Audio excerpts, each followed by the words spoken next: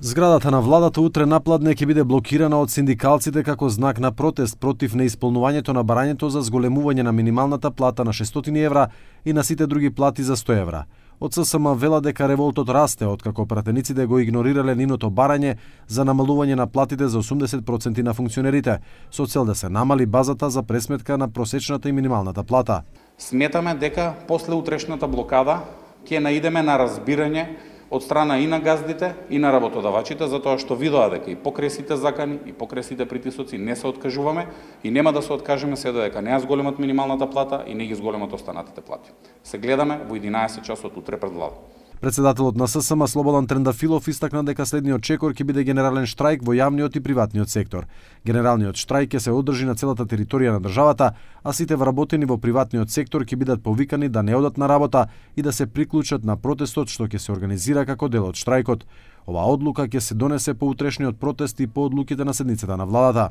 Колку повеќе ќе дојдат и се поддржат сами себе работниците, толку повеќе ќе добијат, затоа што гледаат дека доколку не се поддржуваат работниците, навистина представниците на власта, не само оваа и сите претходни, представниците на работодавачите, не само овие и тие што биле пред нив, не гледаат дека на работниците им треба плата. Пораката која испраќаат работниците со стравот и со неизлегувањето на улица и недавањето на поддршка на борбата за зголемување на платите, значи порака кон овие другите дека се задоволни од платите, дека се исплашени и дека ќе ја слушаат повеќе политиката отколку ќе се борат за платата.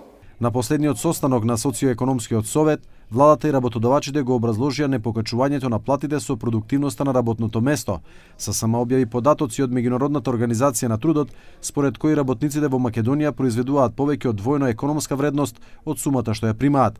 Според показателот за БДП, по работен час, продуктивноста во Македонија изнесува околу 34 американски долари на час, што го надминува светскиот просек од 23,27 долари. Ако се земе предвид просечното месечно работно време од 168 часа, еден работник создава економска вредност од 297.024 денари.